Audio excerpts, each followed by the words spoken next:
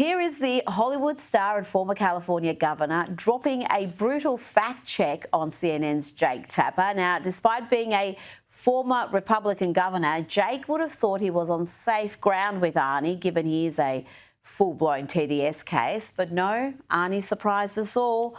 Watch what he says when Tapper tries to blame Republicans' redistricting efforts and calls it cooking the books. This all started because of redistricting in Texas, and this was Trump pushing Republican-controlled states to throw out their current congressional maps so as to cook the books, so that it is less likely for Democrats to retake control of the House during the next year midterms. I mean, is it fair to argue that do you believe that the Republican Party is starting this? No, Jake. There has been gerrymandering going on for 200 years.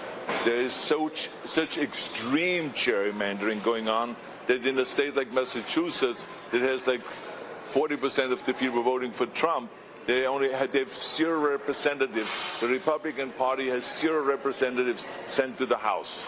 Think about that. In New Mexico, 45% of the people voted for Trump and voted Republican, and 0 is sent to the House, 0 representatives from the Republican Party. You can just see Jake's little heart breaking into 1,000 pieces as Arnie betrays him with the truth, with cold hard facts. Joining me now is Newsweek's senior editor-at-large and Article 3 Project Senior Counsel, Josh Hammer. Josh, tell me about the gerrymandering, the redistricting. It just seems crazy to me that you can have a state where 45% vote Republican and they don't get a single member in the House.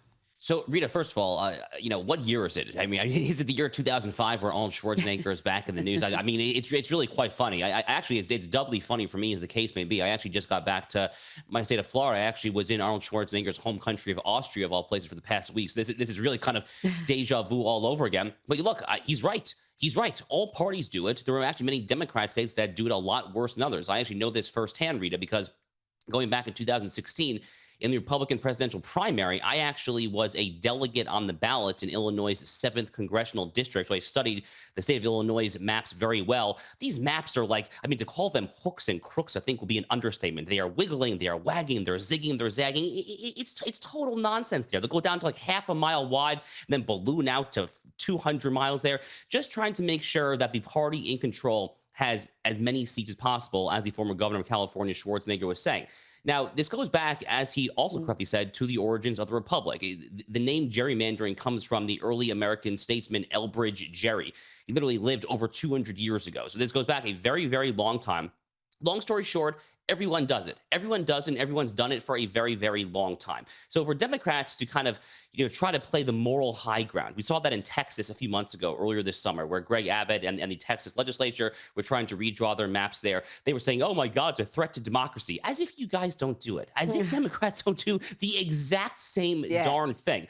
Now, legally speaking, Rita, there are real limits on the ability of the courts to police this behavior. It's typically viewed as an inherently political question best left to the courts. There are limits on racial gerrymandering in particular. There's actually a very interesting Supreme Court case. They just heard oral argument in that case about a week ago. It's very hot off the press. Could get a very fascinating ruling on that. But traditionally, the courts have been pretty hands-off on this. It's a fundamentally political question there, the red states versus the blue states. Well, who does it better? Because the allegation is that the Democrats have mastered this. They've been doing this in a rampant fashion across the country. Are the Republicans playing catch-up here? I think they are. The good news, Rita, is that some of the leading red states in the country, including my state of Florida, are doing a pretty darn good job of playing catch-up. So Florida has added numerous Republican congressional seats just during Ron DeSantis' gubernatorial tenure. State of Texas under Greg Abbott is doing very much the same thing.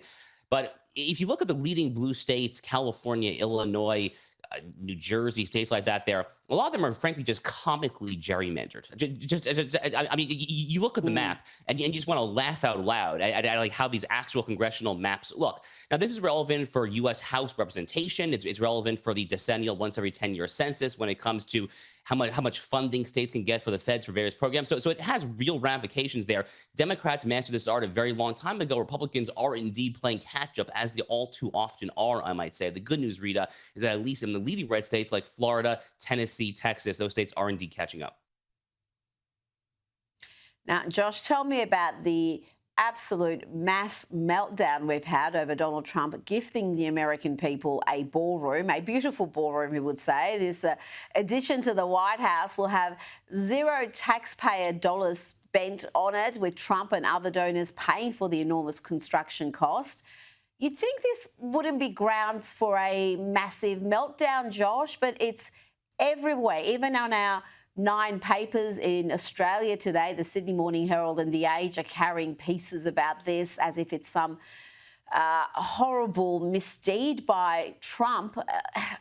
It is one of the more bizarre controversies, I've got to say, of this second term. You know, Rita, you and I are both in the news business, and every so often a story comes up, and I just ask myself, why is this a thing? Like literally, why are people talking about it? I mean, here in the United States, we have some pretty big issues. This is actually one of the longest government shutdowns already in United States history, thanks to Chuck Schumer and Hakeem Jeffries. We have Donald Trump, who's currently in Southeast Asia on a very, very important foreign policy trip when it comes to everything from peace between Thailand and Cambodia to trade with communist China. We have this whole brewing controversy when it comes to this president's admirable willingness and ability to take out drug cartel smugglers down in the Caribbean all the way down to Venezuela. There's a lot going on in our own hemisphere, but I mean, the notion that this would be a story, that Donald Trump remodeling and granting the White House a new ballroom. I mean, don't you guys have anything better to talk about? I mean, like literally, don't you have something better to get your panties all up in a wad about? I mean, it really makes you think sometimes, Rita, that I mean, Donald Trump could eat a piece of stale cheese and he could issue a particularly loud bit of flatulence in the wrong direction, and the people would say that it is the imminent incoming jackboots of the Third Reich. I mean, what is wrong with you at a certain level that like this is what you're choosing to live and die in? But you know, facetiousness aside, just to be serious for a second here, you know, the White House is, among other things, the president's home, and presidents going back since time immemorial to George Washington. Well, he didn't actually live in the White House, but starting since the White House was actually inhabited by the presidents there, they all remodeled it to some extent to their liking because, again, it is a home. It is not a big deal at all. The left surely has better things to care about, I would like to think. And you would think that the White House should have a ballroom, given the functions they host and the world leaders, the dignitaries who come through daily almost. It's obviously something that would be beneficial to the whole setup. And, you know, people joke that if Donald Trump cured cancer, people would abuse him for putting doctors out of work. And this is almost akin to that, because here, without taxpayer funds, a beautiful ballroom is going to be built. It's owned by the American people. It's not owned by Donald Trump. And yet they're finding ways to have an absolute hissy fit over it. Crazy stuff. Now, Donald Trump is setting a blistering pace in Asia for the summit of the Association of Southeast Asian Nations. Within 6 hours of landing in Kuala Lumpur, the president announced trade deals with 4 countries, met regional leaders and held talks with the Brazilian president, and he's presided over signing of a peace deal between Cambodia and Thailand, Josh. There's a lot happening there. Yeah, it's a bit of a blitzkrieg, isn't it? So first of all, I mean, he deserves tremendous credit for getting this peace deal between Thailand and Cambodia. You know, frankly, Rita, there have been so many peace deals that he has negotiated over the first less than a year as presidency. It's genuinely hard to keep track there. But Thailand, Cambodia was definitely one of those that kind of snuck in under the radar. So good for him for getting there, being there in person to preside over this. The big question I think a lot of Americans are paying very close attention to, at least from my vantage point, is when Donald Trump actually goes to meet with Xi Jinping. That's going to happen imminently. They're going to have a full-blown discussion over issues of trade between the United States and China.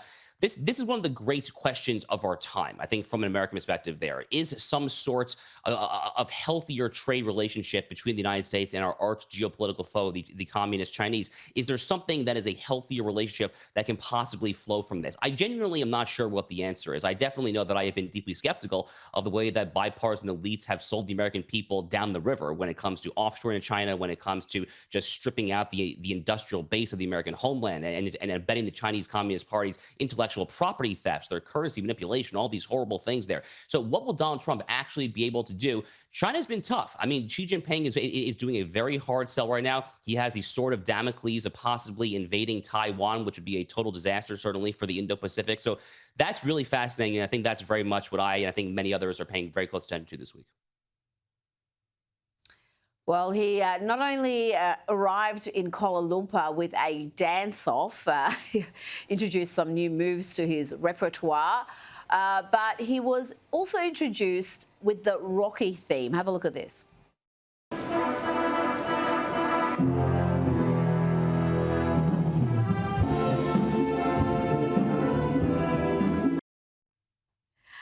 What will China make of the reception the president is receiving from Asian countries during this summit? Well, you would like to think that they would be somewhat cowed. You would like to think that they would be somewhat sobered up by the fact that Donald Trump is being welcomed as a hero in Southeast Asia, not particularly far from China.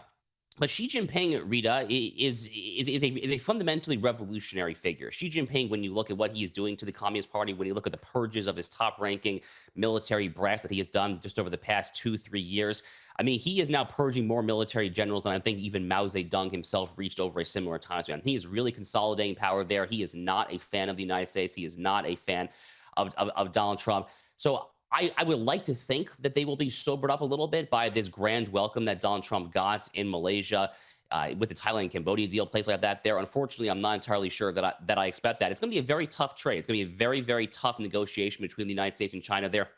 Ultimately, though, Rita, and here's the key point, the United States has more leverage. The United States fundamentally has more leverage with China. We are the stronger country. We are the stronger economy. The Chinese economy has all sorts of fundamental flaws when it comes to the real estate market, when it comes to the ruinous ramifications of their one-child policy finally coming to roost when it comes to declining demographics. So they have all sorts of structural flaws.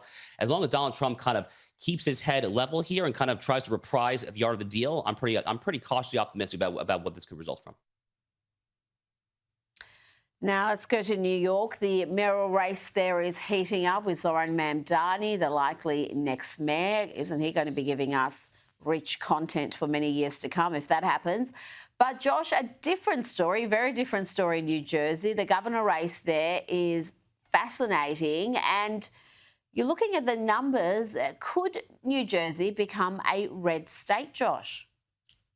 Oh, it's entirely possible. First of all, New Jersey has had Republican statewide officials in the not so distant past. I mean, let's recall that Chris Christie was a two-term, and at least at one point, he was a fairly popular governor. I mean, before the whole Bridgegate scandal and all that, but at one point he was actually a pretty popular governor there in New Jersey. But New Jersey, Rita, it's a fascinating state because there is no single massive city in New Jersey. It is a very suburban state. So I think as a lot of these Philadelphia suburbs, these New York City suburbs have started to sour on the Democratic Party because, frankly, they value quality of life issues such as a secure border, such as tamping down on crime, such as increasing real inflation-adjusted wages there.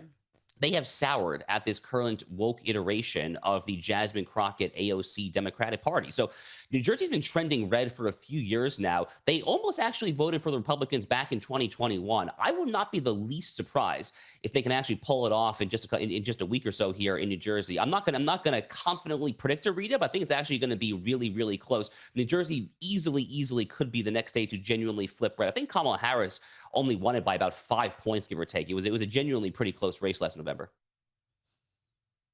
So interesting, given its proximity to Manhattan. And you could have such wildly different politics so close to each other.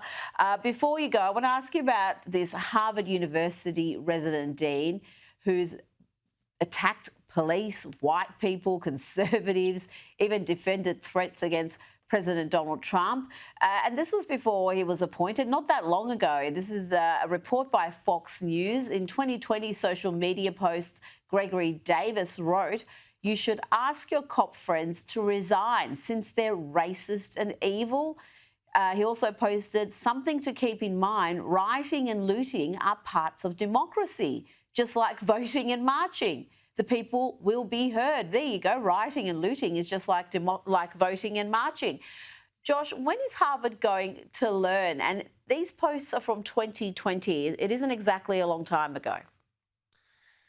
Sadly, Rita, this is hardly the only instance of recent Harvard professors going wild. There was actually an insane story that happened on one of the Jewish holidays. I can't remember which one it was. I think it was Rosh Hashanah, but it might have been Yom Kippur. It doesn't matter. But there was a visiting Harvard Law School professor who went to a synagogue just outside Boston, a very heavily Jewish area. It was either Brookline or Newton, Massachusetts, and fired like a pellet gun or a Nerf gun in a symbolic act of protest at the synagogue for what exactly? I mean, for being like Zionists or occupiers, I mean, all these various left-wing buzzwords.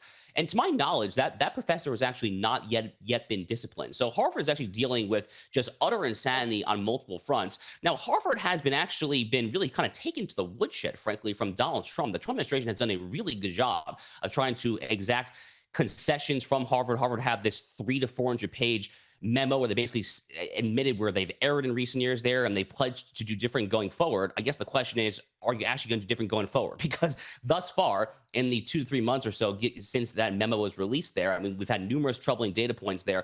Ultimately, I entrust that the DOJ Civil Rights Division, under the excellent leadership of Harmeet Dillon, they're going to continue to, I think, to hold Harvard's feet to the fire. And let's see what happens, I guess.